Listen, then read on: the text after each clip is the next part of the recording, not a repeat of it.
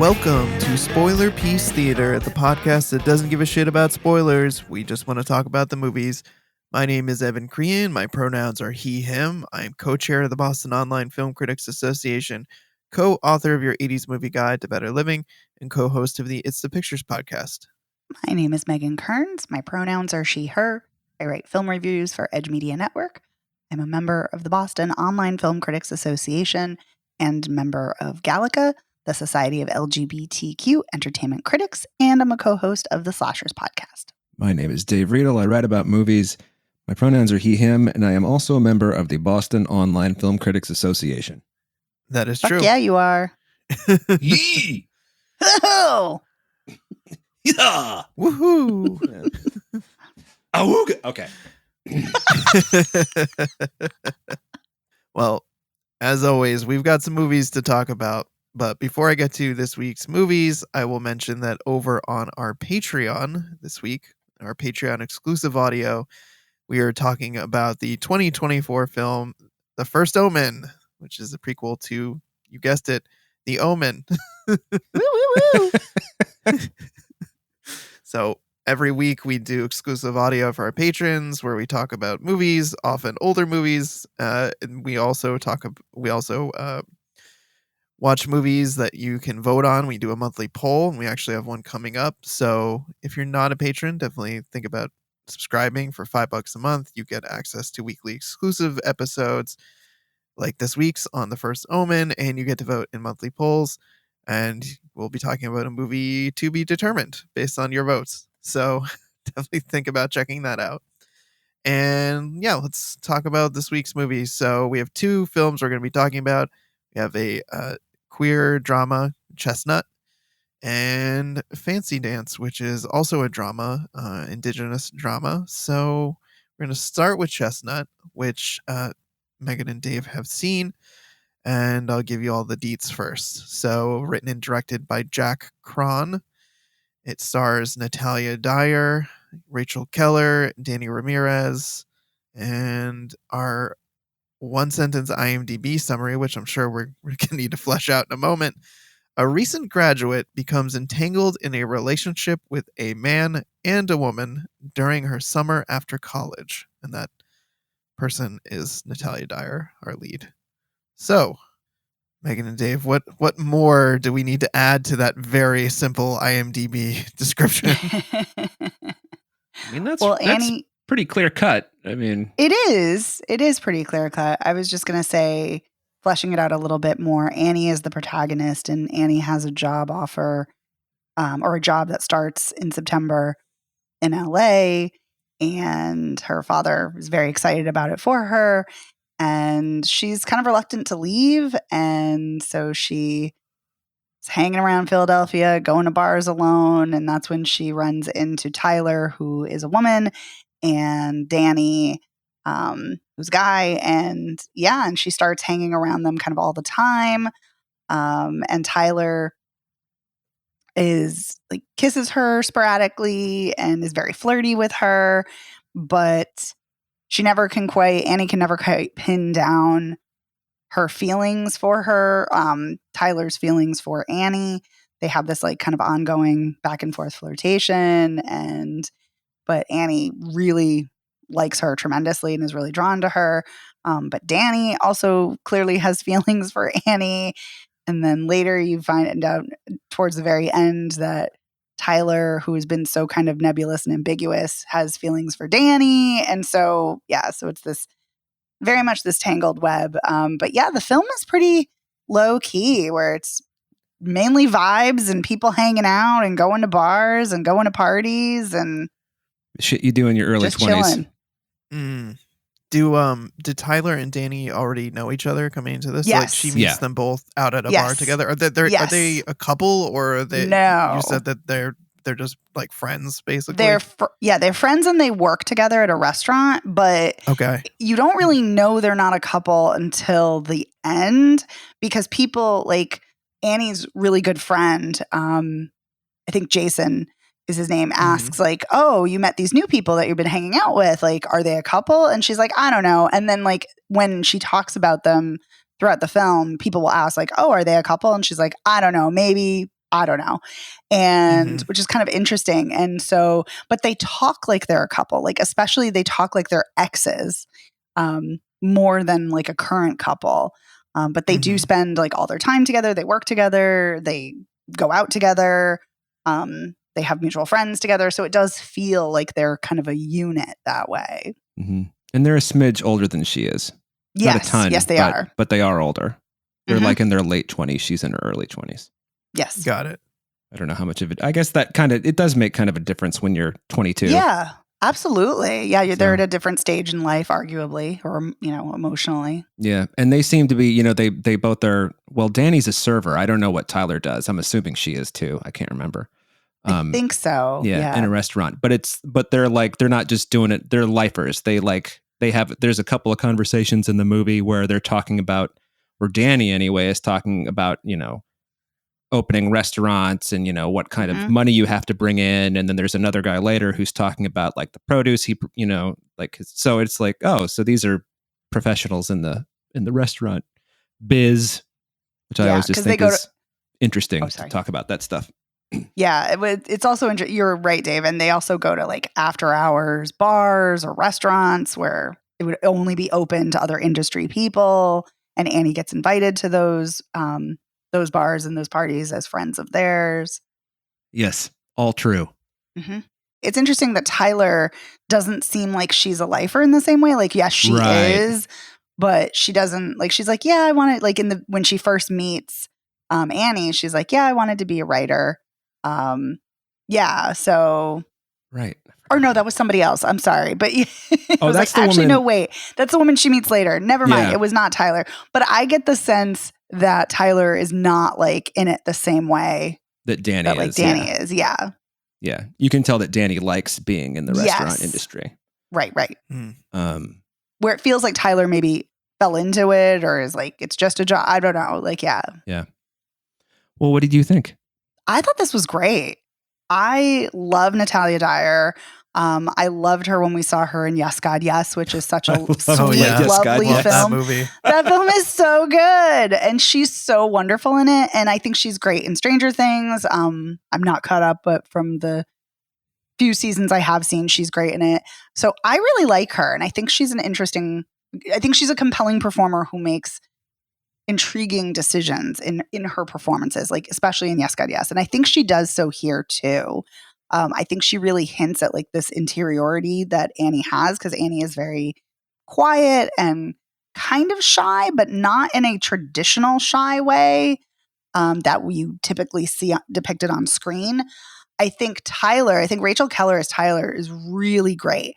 I think that, so Tyler comes on very bold and very strong, and she has a very flirty swagger to her. And then, but there's these hints at these layers to her. Like she doesn't seem like she wants to commit to anything, whether it's a job, a person, anything. But she's very compelling and magnetic, but you never quite know what you're going to get with her. You're never quite entirely sure how she's going to react to things. But yet there's something about her that still felt like it didn't feel like an erratic or chaotic performance. Like it felt very intentional. And so I really liked that. I just liked this. I liked the vibes. There's a very delicate musical score going on. I liked the music that's like in the soundtrack of the bars they're going to. I liked the lighting choices. There's a lot of neon, a lot of utilizing street lights as well as bar interiors. I like that Annie is queer, but she doesn't like declare her sexuality. But she has dated other women. She's hooked up with other women. Tyler talks about how she kisses girls who are friends when she gets drunk, and Annie very deliberately says, I don't kiss my friends. But she's at first very coy with using gender, which made me think, oh, she's definitely queer, because that just feels like a very queer coded thing to do. But yeah, so I like that there's this like kind of fluidity about sexuality. The film also talks about transness. Like one of the guys, their mutual friend Connor, is dating a trans woman. Annie's friend, really good friend, Jason, talks about how he can't go home to Alabama. And Jason is played by Hella Man, who is a trans masculine, deaf Jewish performer, who I have seen like do various videos and kind of activist outreach. So yeah, there's and Jack Crone, who is the writer director, is a lesbian. So there's a lot of queerness going on, but there's also kind of a lot of fluidity, which I just think is really interesting. So yeah, I really dug the hell out of this.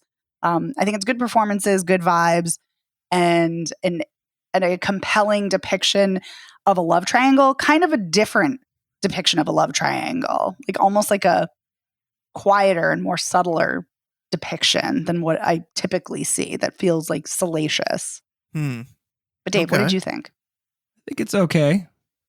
I mean, I liked what you said about it being low key, because this movie is so low key that like you can just be sitting there and, you know, the characters will just be drinking in a bar talking about nothing for like 3 minutes. And you're like, wait, what happened? You know, it is super low key, super low budge. It looks good for what it is. I really like I like the use of the neon, and it's kind of interesting that you can tell which bar they're in, you know, all the time because of the because of the way that it's photographed. And Annie's got this apartment that, you know, is very, very light in the morning, which just seems to be a kind of like a very intentional choice. But as far as, this is one of those things where it's just like I hate this shit when, like, in real life, when people are like, I don't know what I want, but well, clearly you don't want me, so I'm just going to fuck off over this way, you know? I agree with you 100%. So kind of like watching Tyler just be a dickhead for an hour and a half. I was like, I don't think I'm feeling your vibe, Tyler. I think I would have told you to fuck off long ago. And I did feel some sympathy for Annie because, you know, all right, you're just out of college, you know, you're trying to figure shit out. You're not sure what, you know, if the career choice you're making is the right choice. You're in Philadelphia. That's strike two. Wait, what? Why is that strike two? Philadelphia is such a great city. Oh, it's okay. Oh, totally disagree. It's a great city. No, I think Philly's fine. I was just trying to make a joke. You're just trying to stir up trouble. I was. That just kept irritating me. And then what really irritated me was that scene, like about 2/3 of the way through, when Annie starts dancing with that guy at that club, and that pisses Tyler off, and she makes Danny take her home. And I'm just like, you asshole. What the fuck you've been like sending her mixed signals for weeks, and then this is what you do? You suck. So that's where I come off. And then Danny's just this kind of like, well, I'm just Danny. I just kind of feel things, and, you know, when I'm hungry, this place stays open for me because, you know, because I'm sexy or whatever. So I will say, I think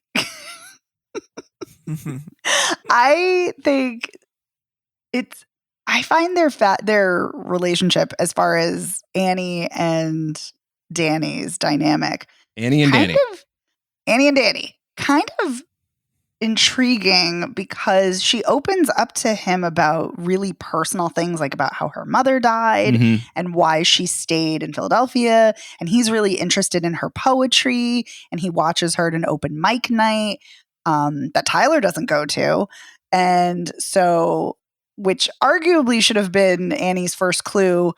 Even if Tyler was interested, she wasn't going to be, you know, super supportive or great, because she's not there for her writing the way that like Danny was. Not that she should pick Danny, because it's not an either or, but that was kind of a compelling piece to me, this like piece of the puzzle.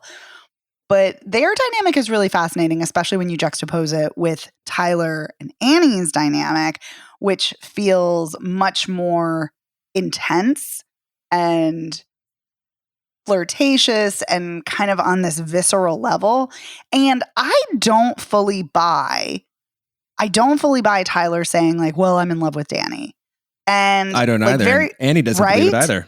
Yeah. She doesn't. But then later on, Annie tells Tyler that she should tell Danny how she feels. So I'm like, wait, is the film trying to say, that she does have feelings? I don't think she does. I think she's actually queer and she is scared shitless of it because she says a very interesting thing to Annie when she's like drunk and she's like, I love you, but I can't marry you. And Annie's like, wait, what are you talking about? And she's like, well, don't you think about those things? I do. And it's like, to me, like, and then she very quickly afterwards is like, well, I'm in love with Danny. And I think and I'm not saying she doesn't have like some kind of feelings for Danny or some kind of attachment to him, because I think she does. But I'm not so sure it's so black and white. And I'm not so sure she's not in love with both of them, or that she's just picking Danny because it's the safer, easier choice, because then she doesn't have to confront, homophobia or her own internalized shit, of homophobia or queerphobia or biphobia. So I think there's some interesting things going on that are kind of not so much at the surface. Like I think that's what I really responded to are the things that are happening kind of under the surface that are unspoken. Right. The subtext. Yes. No, the reason I thought Indeed. of that, I heard somebody say the other day, this is like great. It's like, what do you call the layer that's above the subtext? And they're like, the text. Right. Anyway. That is great. I also, in the second to last scene, the second to last scene, Tyler says to Annie, we'll come say goodbye to us at the restaurant tomorrow before you leave. And she goes to the restaurant, and I don't know whether Tyler's there or not, but she only sees Danny. And the thought I had was, I don't think Tyler's working tonight. Nope. I didn't either. Yep. And Danny kind of gives Danny and Annie kind of gives her this like lovelorn look, like, oh, you're leaving? Oh, but I'm just going to stay here and serve people. I'm kind of obsessed with your like, woe is me little, sad puppy mopey voice. Well, he kind of comes across that way the whole movie. He seems like lovelorn, and I was he's like, smitten with Annie. Completely, Yeah. Like he tries to walk her to the door the first night, and then he comes out after. And he's like, "Oh, did you need like a lift home, or did you want Tyler to go home with you?" And you're like, he's asking if you want Tyler to go because he's trying to figure out how gay you are. Exactly, because he wants to take her home. Exactly. So, I just kind of think of him being like, "Oh, Annie, if you could just give me a second chance, that would be great." I know. At first, though, I was like, oh, is this going to be like a threesome type thing? Is that what he's trying to, suss out? But no, you're absolutely right. He is very lovelorn, and he is totally smitten with Annie. Yeah. When he shows up to that poetry reading. Yeah. Oh, sorry. When he shows up to that poetry reading, I was like, oh, this guy is like, he just wants to be like, Annie, you're so cool. I know. Well, it's also like when they're talking about movies and music and debating, and Annie's talking about how she loves Lost in Translation and how the scene that makes her cry. And Danny's like, that's a near perfect movie. I'm like, Danny, you're just sucking up to her. I know. Well, then the other guy whose name I can't remember is like, Connor. Oh, that movie is so trite. Come on. I know. Yeah, which is kind of amazing. But I want to talk just briefly about that scene where that you talked about how Tyler's a dick about how she gets like jealous. And I'm like, that to me is a pivotal scene because you're right. She has been leading Annie on. She's been sending mixed messages galore. But I think that is, to me, that's the pivotal scene that is key to showing her real feelings for Annie, in my opinion. I think. Yeah. I mean, because she wasn't just like doing that to be shitty. Although she was shitty, she was doing that because she was hurt. So yes. Yeah. So exactly. She's like, well, go ahead. I was going to say, you could make the argument that it's like, oh, Annie's getting attention and I'm not getting attention from the guy I like. But that's not what's happening. That's just not. I don't buy that. I think it's that she's jealous because she wants to be with Annie. Yeah. Yeah, I agree. Well, hey, we agree on that. And if you are not a patron, you can go over and listen to Megan and me and Evan disagree about the first Omen. Yeah. Just thought I'd throw that out there. So, I mean, this is fine. It's actually more interesting talking about the relationships than watching them unfold on screen. Mhm. So, never a good sign for me, but See, I think that's so fascinating because for me, this was my experience watching the movie is I'm thinking all of these things and having that kind of internal dialogue with myself while I'm watching. So to me, it was a really compelling experience, feeling all those things, contemplating all those things. And then it's also doubly exciting because we're talking about it. Right. And I'm thinking more and hearing your perspective. So yeah. So to me, I get what you're saying though. I think it might be a more exciting experience to talk about it. But for me, thinking about it all was part of the appeal and part of the experience. Yeah, I buy that. I mean, I shouldn't, when I said it's okay earlier, I sounded like Danny there. Yeah, you did. It was okay. Lauren It wasn't Danny. the best movie. I did like it. I kind of like movies like this, just sort of quiet, meandering, slice of lifey movies. But I still, I just can't get off the phrase, the low key. Yeah. So just this movie is just like comfortably sitting back being like, I'm just going to let these things unfold here. Mm-hmm, And, they're going to a birthday party, but now they're not going to a birthday party. Ooh, they're going to go drink at this bar, Now they're going to leave and go to this bar. Yeah. Yeah. I'm trying to peg if I feel like this would be too kind of low key for me. What you're both saying makes it sound interesting, makes it the dynamic sound interesting. You might have to find out for yourself. I mean, the performances are really strong, so I think that the performances are great. That helps a lot. And I I remember not going out until 10 o'clock at night and then going home at 4 a.m. I used to do that all the time. So I, except for the love triangle part, I've lived this movie. So nice. Yeah. Anyway, there you have it. That's how I feel. That's where I come down. Yeah. I also think I have to say I'm really glad at the very end of the film that she goes to California because she keeps like pushing off her start date and you don't know if she's actually going to go. And so I'm glad she did. Yeah, I agree. I wonder how she got that sofa down the stairs by herself.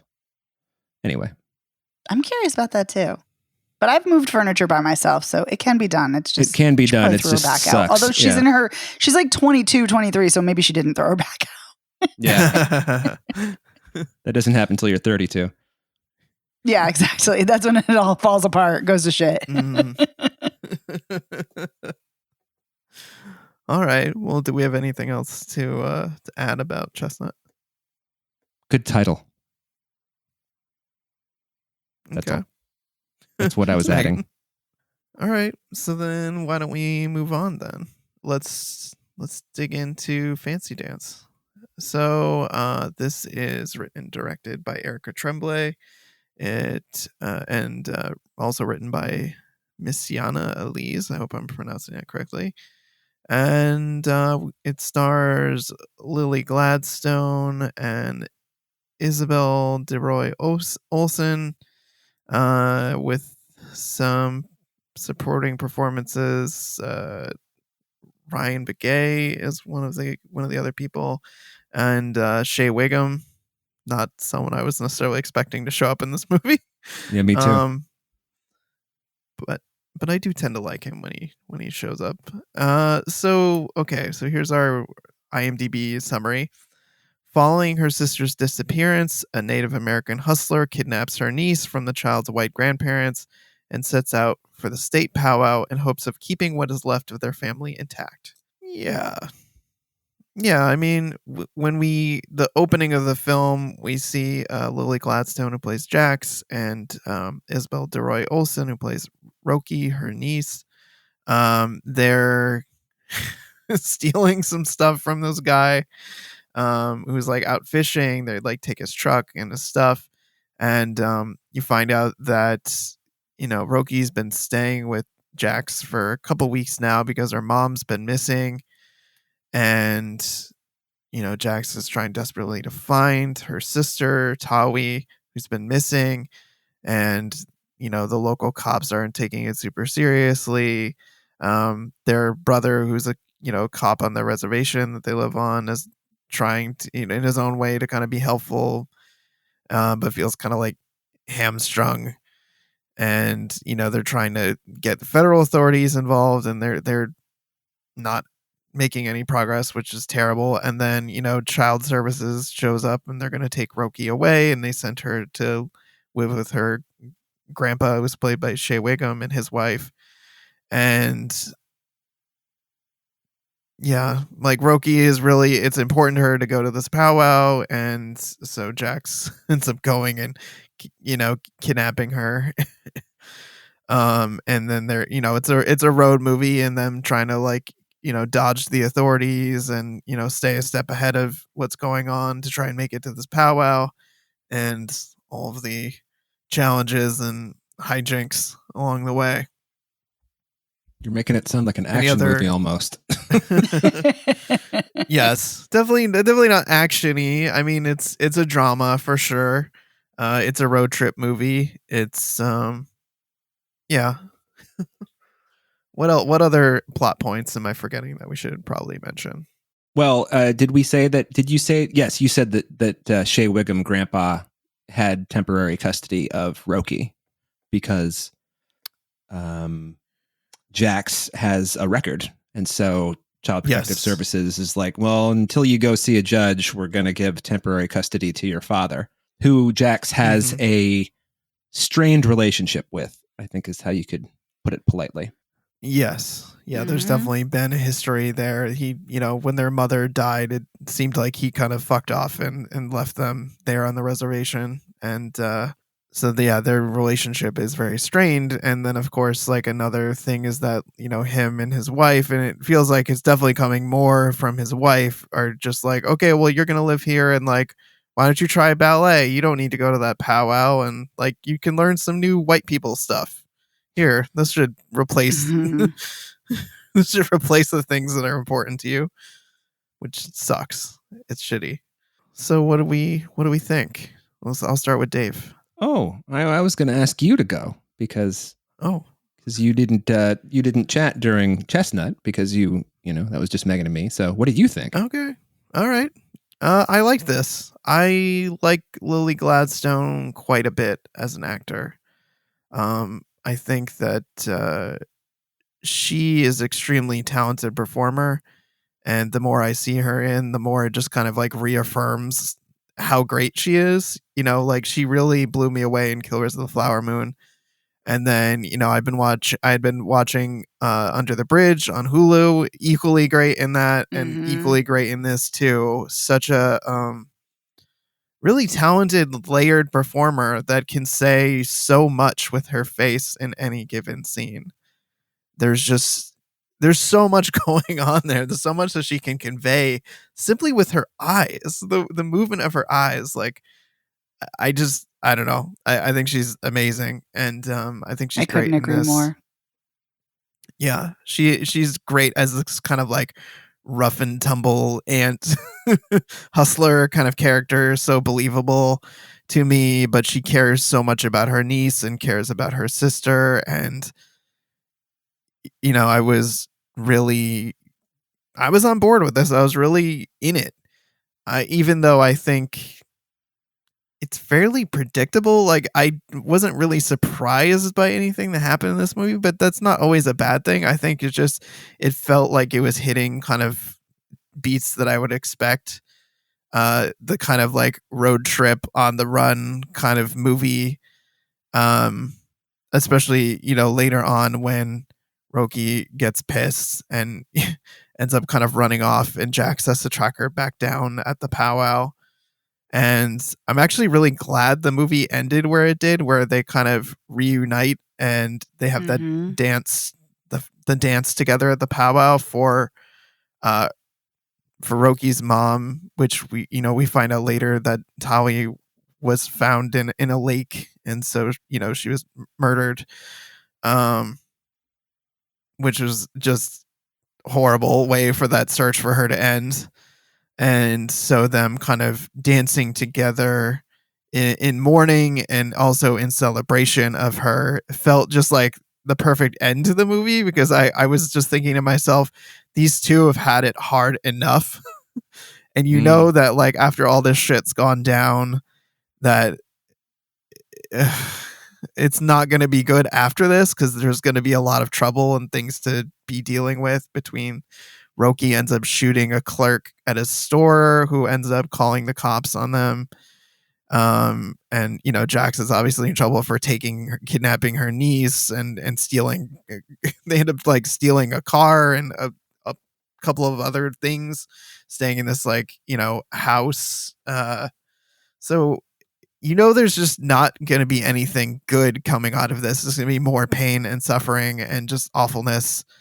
And so I love that the movie just kind of leaves us with this celebratory moment. Not celebratory, that's a bad word. But like a moment no, it where is a celebratory moment. Yeah, right? but I love that it leaves us there in that moment where they're dancing together and they're connected, and it's not worrying about all the other stuff. Like selfishly, I guess I like that it ends there. I think it's a good place to end, rather than like all the minutia of the trouble that's going to come after this. Like they can exist together in a moment and dance together and celebrate Taui and mourn her. And I don't know. So I liked that the movie kind of stopped there. Yeah, I know you wanted to correct yourself because you're like, it's not celebratory because Taui died. And it's not just a dance for Taui. For them it is, but it's the whole tribe, the whole the dance for Cayuga the murdered Seneca and missing. tribe, I mean, right, indigenous women, right, which the film does not shy away from that. And you know, missing and murdered indigenous women is an epidemic. And so it makes sense that Erica Tremblay, who is an indigenous woman, as you know, Lily Gladstone is an indigenous person too.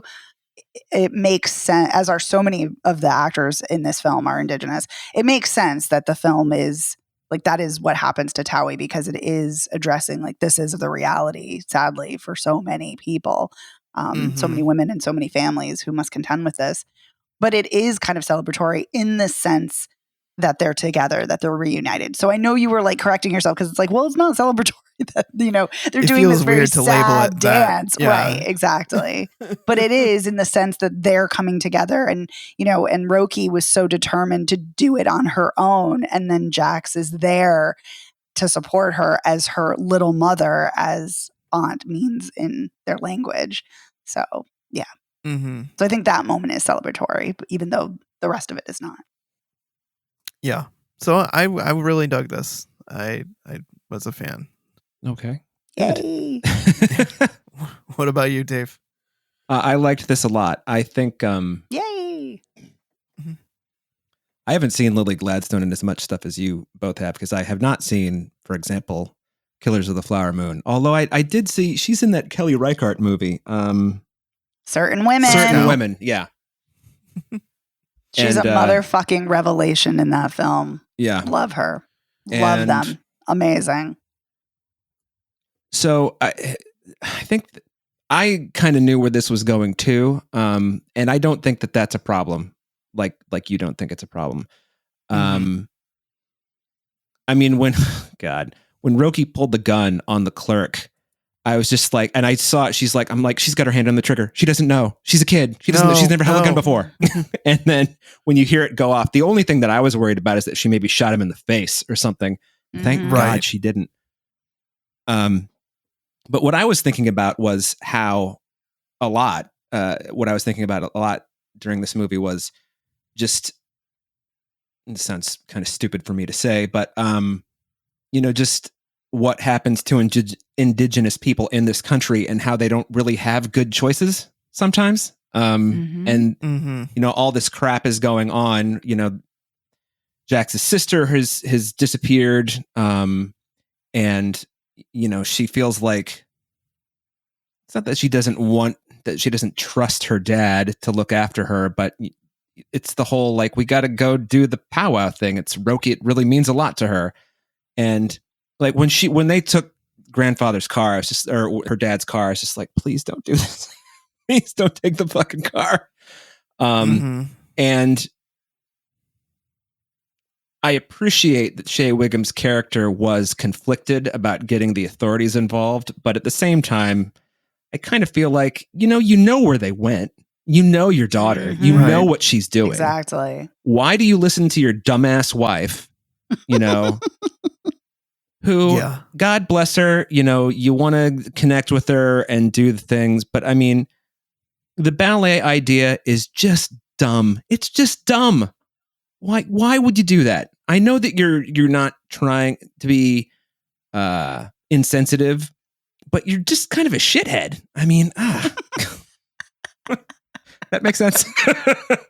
That makes total sense. I felt the exact same way. And I was like, stop being such a shitty white person. yeah. And I think at the end, when Shea Wiggum is talking on the phone to her and he says, I think I screwed up bad, I think he means everything. Like all the choices he made after their mother died, Yep. And so, that was a powerful moment. And I really liked Isabel DeRoy Olsen. I thought she was great. I thought Roki was, her performance was really great. And then, of course, at the end, when the announcer says, this is going to be our dance for the murdered and missing women, I was just like, oh God, that there's a dance for it. That's how common it is. So, just heartbreaking.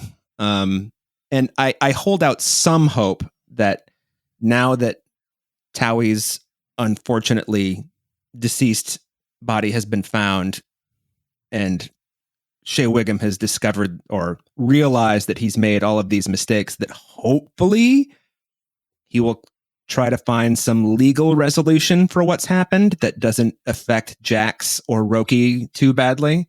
But who knows? That's why I also like the way it ended, Evan, because I was like, we don't have to think about this.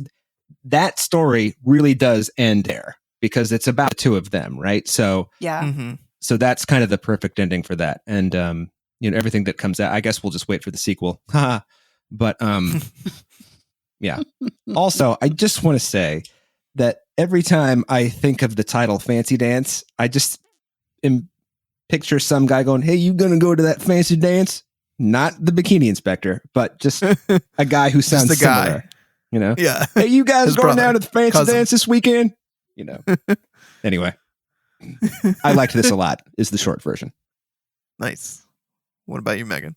I mean, I'm the one who was like, you guys got to see this because last year I saw this at Sundance when it premiered last January in 2023. And it was one of my favorite films that I saw. Lily Gladstone's performance was my top number one performance of that year until Killers of the Flower Moon came out.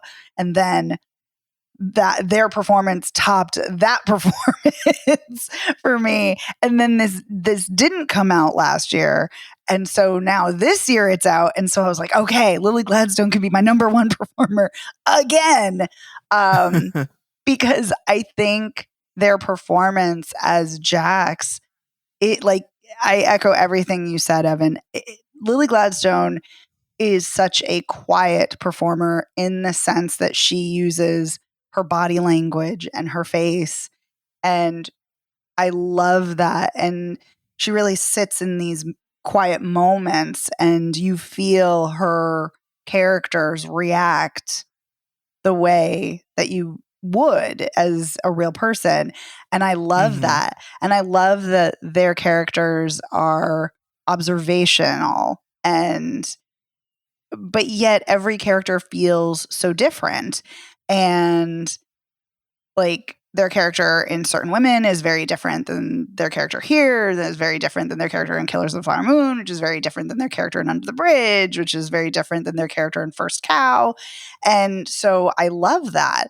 And I also love something we haven't talked about is that Jax is a queer butch person. And I love that. I love that we're getting this, kind of butch vibe that Lily Gladstone is a queer person, but we don't get to always see them as, Butch that way. And I love that. I love the energy that they give off with Jax. And so I think that's really great. I love Jax's relationship with Roki. It's so tender and sensitive and protective, and I love that. I love her tenacity to look for her sister, obviously, and her protectiveness against her father. Even not that he's like a bad dude, but he's just wildly neglectful. And as she tells her uncle, who is in law enforcement, or she tells somebody else, I don't remember who, but she tells Roki hasn't even seen him. Like, he's only seen her like 10 times in her whole life. And so I love that she is so determined to get Roki to the powwow, and that she is so nurturing and talks to Roki in their language. And when Roki gets her first period, which I love that whole sequence of events, that they have to get wood, and they're staying in a house that's got furniture that's like for it's modeled for home buyers. And so she Staging. Staging. Thank you. I could not think of the ridiculously simple word. And takes the wood off of a frame, to burn it. And so they can have ash, so they can do the ceremony for her first period, or moon, as she calls it. And I love that. And then another scene, which is so chilling, is that scene with the state trooper who wants to talk about immigration and puts Roki in the back of his car and then interrogates Jax. And I love that Roki's like, I bled all over his car. Yeah. That was amazing. great. I love some period blood talk and showing, because it is such a reality for people who get their period. And so it's great. But yeah, there's so many little moments. And I love the cinematography. I love the performances in this. I too am always excited when Shea Wiggum shows up. I think he's a really reliable actor, in that he always gives a really good performance, no matter how big or small the performance is. And I just thought this was great. I love everything about this. This is one of my favorite films of the year. I think it's a great film. Fantastic performance. Love the themes. Love the cinematography. I think it's great. The only thing is that I will say that the second time watching this, I was like, this could have been a little bit longer in this. Not that I wish it had gone past where it ends, because I agree with you both. The ending is perfect, but we could have had a little bit more fleshed out, like with conversations between Roki and Jax or something, but it's not necessary. But I was just kind of something I was pondering watching this a second time. And then the other thing I will say is that the first time I watched this, I felt like Roki pulling the gun felt overly melodramatic in kind of an unnecessarily overly melodramatic kind of way. But at the same time, on a second watch, it didn't bother me as much this time. And I felt, well, she's desperate. And so that desperation really felt palpable. So it didn't bother me as much. So anyway, all this to say, I love this. And I've been gushing about this film. And I love it. And I'm so glad you guys can see it too. Sorry. Yes. That's okay. I want to be clear. You loved it. Because Lily Gladstone is amazing in everything. They're so damn good. I love them. Yeah, I still have to see Killers of the Flower Moon. You're Yes, trying to you carve do. out 3 hours and 46 minutes. I'm sorry, So I mean, it get it. moves. I have heard that. You have both told me that, and other people have told me that. Yeah. It moves. does. And Lily Gladstone, she's so good. So good. Anyway. Yep. Yeah, you reminded me of a few other things that I liked about it, Megan. It's stuff that you mentioned already, but the scene where the ice guy has detained Roki and has her in the back seat is pretty tense when he's looking up Jax in the computer. But she's given her sister's name, which is like, oh, she doesn't get in trouble. But I'm surprised that it passed, because I feel like sometimes there's usually like a picture of someone in a database, so it would be kind of like it was very lucky that there wasn't a picture there for him to be like, wait a minute, that's not her. Or maybe there was, and they look enough alike, because we don't don't know. Yeah. And that scene was tense. Yeah, and afterwards, it was funny when she said, "Oh yeah, I bled all over the inside of his car." And the whole idea that she was going out to brunch and getting that all the food in she orders all the stuff and then tells the waitress, "Oh, we're celebrating my period." And the waitress is kind of like, "Oh, all right. I've never heard anybody celebrate their period before, but good for you." See, I think that's so funny because my mother took me out when I got my first period. Okay, so that's 2. I'm just saying, it's not uncommon to celebrate it. No, I yes, I also understand what that food, the wait staff, the woman was saying when she's like, I never celebrated a day in my life because, good God, the amount of times I would ask my doctor for a hysterectomy so I could not have my period, I lost count. Wow. Periods suck, man. No, I believe you. I've seen those shows where they put the electric pulse things on the guys, and the guys can't handle like even half of what cramps feel like. Yeah, the pain is brutal. Yeah. So anyway, not for everybody, but for some of us, the pain is brutal. Yeah. I appreciate that she chose strawberries for all of her foods. By the way, because I love strawberries too. Strawberries are great. Good choice. Yep. Mm-hmm. So yeah, I thought that was a great aspect of the film. I'm trying to think what else. You mentioned something else that I really liked. Oh, and I liked seeing Jax and her relationship with the woman who is at the strip club. And they're kind of, when she went and she was like, "You're the only one who pays me to like keep my clothes on." She's like, "Well, I'm paying you because I'm like respecting you and I want you to know like my actual intentions." I thought that was really interesting scene for them to show us.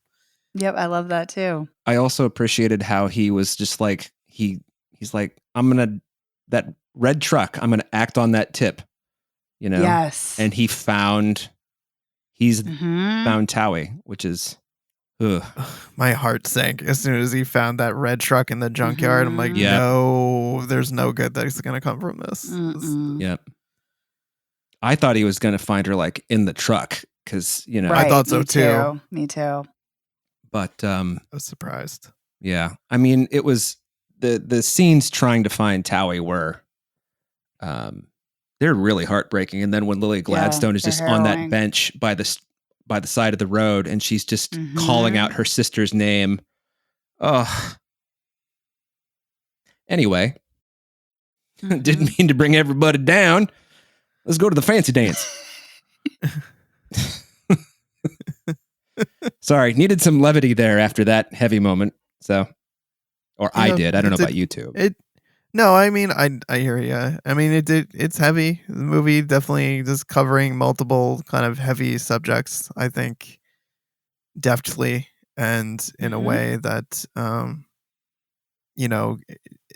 can make commentary about them, but not be heavy-handed and feel like it's all part of a thing. It's not like someone being preachy or trying to prove a point. It's all very nicely kind of integrated into the narrative.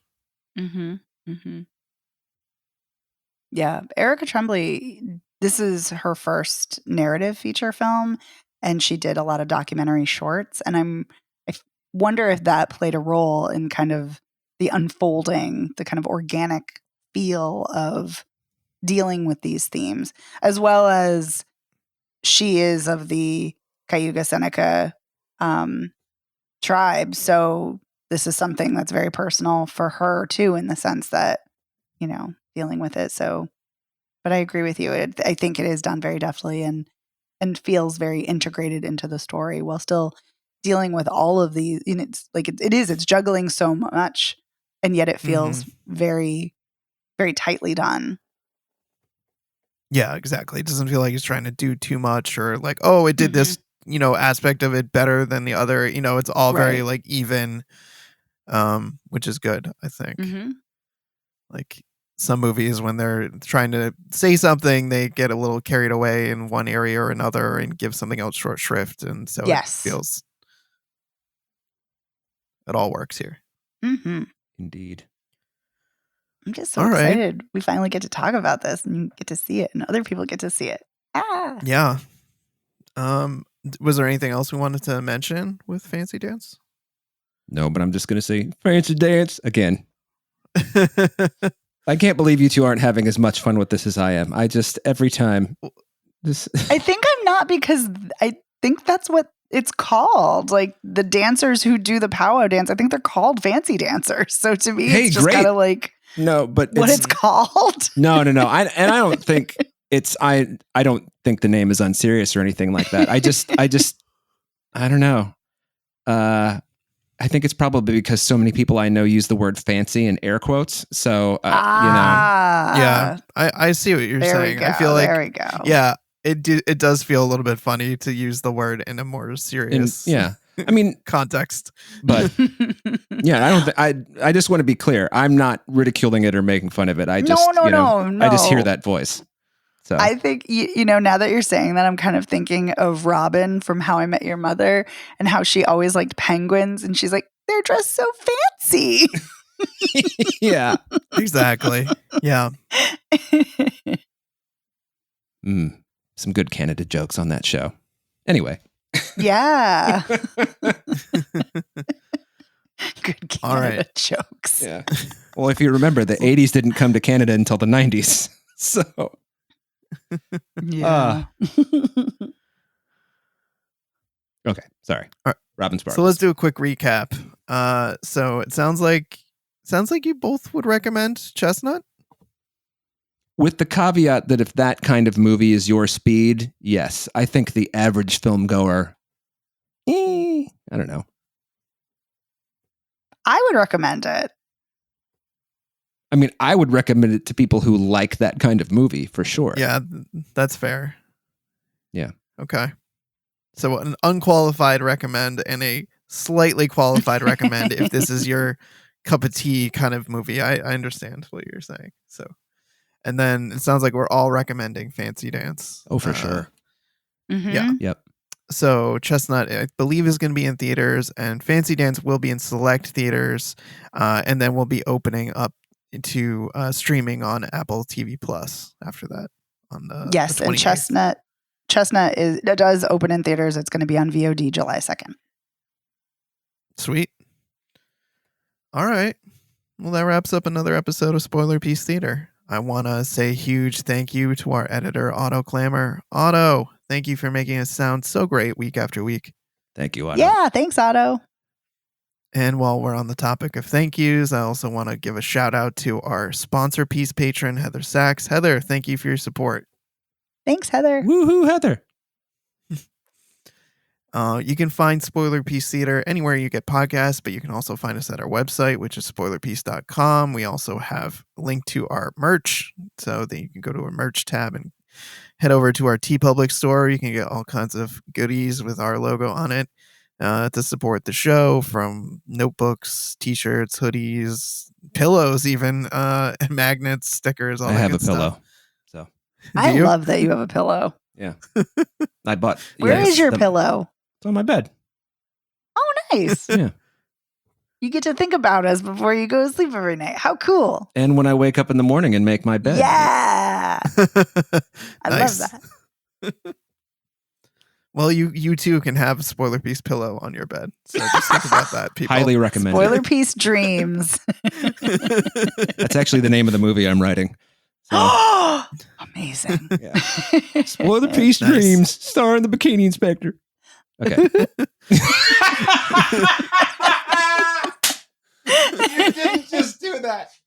Yeah. Oh my God. Oh, you made my week. Yay. Oh boy. It was too good. It was right there. Yeah, it's true. Let's see, where was I? Yes, so if you like the show, please rate and review us. You can go to ratethispodcast.com/spoilerpiece. You can leave your review on your platform of choice. You can also find us all over the place on social media. We're on Facebook, X, aka Twitter, Instagram, where else? Letterboxd. We have a Letterboxd account. And yeah, you can reach out to us through an old-fashioned method if you prefer. You can email us, spoilerpiece@gmail.com. Let us know what you thought of this week's movies. Ask us questions about our movie opinions. Or you can, just ask us pretty much anything. We'd love to hear from you. Or you can give us a call at 862-21-PEACE. You can leave us a voicemail. You can send us a text. And yeah, we'd love to hear from you. And yeah, and then I think the only thing left to mention is, I talked about it at the top of the show, but we also have a Patreon. So if you really, really like the show, please consider joining our Patreon. At the top, I mentioned that this week we talk about the 2024 horror film, The First Omen, the prequel to The Omen. And we had a really fun conversation. Some of us liked it, some of us didn't. And we had some strong opinions. And that was a fun combo. So for $5 a month, if you become a patron, you get access to weekly bonus episodes where we talk about generally older films, sometimes newer ones like this week. And then we do a monthly poll so you can vote in that and pick the movie you want us to talk about. And we'll have a new poll coming out soon. So, yeah, if you're a patron, thank you. And if you're not a patron, consider joining. My name is Evan Crean. I am co-chair of the Boston Online Film Critics Association, co-author of your 80s movie guide to better living, and co-host of the It's Pictures podcast. And yeah, you can follow me on social media as Real Recon, and that's real as in film reel. My name is Megan Kearns. I write for Edge Media Network. I'm a co-host of the Slashers podcast. I'm a member of the Boston Online Film Critics Association and a member of Gallica. You can follow me on Twitter and Blue Sky at OpinionS World, or on Instagram and Letterboxd at The OpinionS. My name is Dave Riedel. I write about movies. I'm a member of the Boston Online Film Critics Association, and you can follow me on all the socials. I'm Dave Sees Movies. We'll see you next week. Bye. Bye.